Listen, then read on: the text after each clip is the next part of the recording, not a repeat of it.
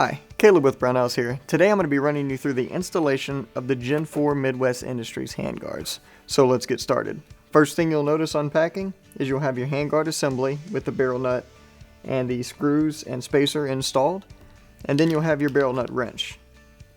So first thing I like to do is go ahead and get this pulled apart so that we can install it onto the upper receiver. We'll remove the two screws, set those aside,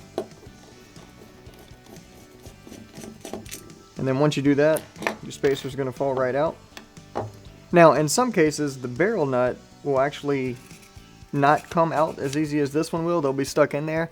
If yours is that way, just insert it onto the upper receiver, thread it on just one rotation, and then it'll come right out, and that'll give you the leverage to pull it out of the actual handguard itself. Then just take that off. Now we're ready to install the barrel into the upper receiver. I'm going to take a bit of Action Lube Plus, or your preferred grease. We're going to take a bit and just put it on the barrel extension here. Doesn't take much, just a small even coat. Now we're going to insert the barrel extension into the upper receiver. Alright, once we have our barrel installed, we can go ahead and get our barrel nut assembly ready to be put onto the firearm. Again, we're going to take some Action Lube Plus, and we're just going to coat the inside of those threads lightly. Again, a little bit goes a long way. Now another important part to put some grease is going to be the face of that barrel extension, because that's where all your actual friction is going to be when you torque your barrel nut on. And just a small coat there. And that's the area that's usually overlooked. That applies for any barrel nut on the AR-15. Slide it on. And we will thread it on by hand. Get it nice and snug. Now we can take our provided barrel nut wrench,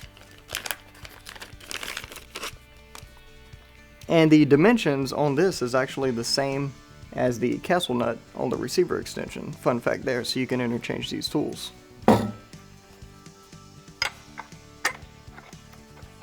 as far as torque goes, we're just going to go somewhere in between, the standard AR-15 torque's 35 to 85 foot-pounds.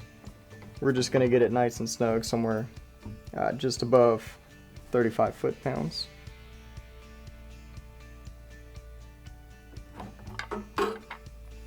Alright, and from here we can go ahead and install our gas tube assembly. Now of course this will be a little bit different depending on which brand you go with. This one here is the Aero Precision.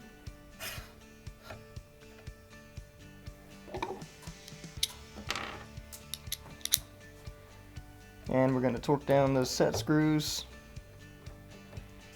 I like to do the rear screw first, because if your barrel is dimpled for that screw will index in it and line everything up for you.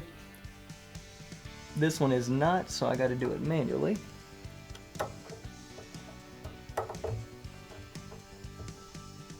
Alright, and from here we can slide on our handguard, line up the anti-rotation tabs on the upper receiver. So we're going to go ahead and install our spacer. I'll pull this out the vise so you can see exactly how it goes in there.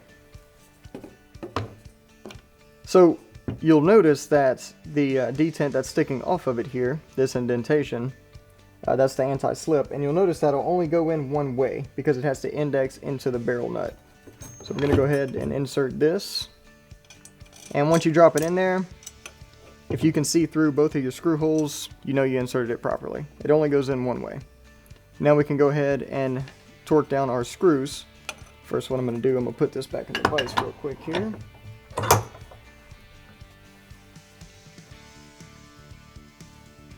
And I'm going to start my screws in by hand.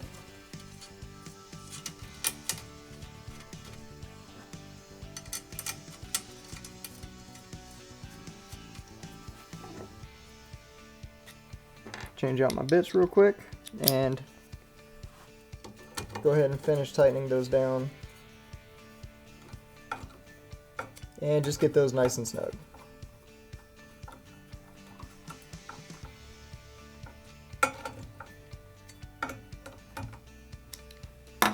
And from here, all you need to do is install, whichever muzzle brake brand of your choice is, bolt carrier group, and charging handle. And there you have it. That is the installation of the Midwest Industries Gen 4 handguards. Now, Midwest Industries handguards, I've been using them since the Gen 1. They have a special place in my heart. I have them on pretty much every AR-15 I own. And I've tried a lot of different handguards.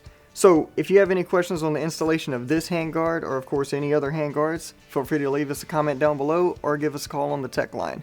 Thanks for joining us. We'll see you next time.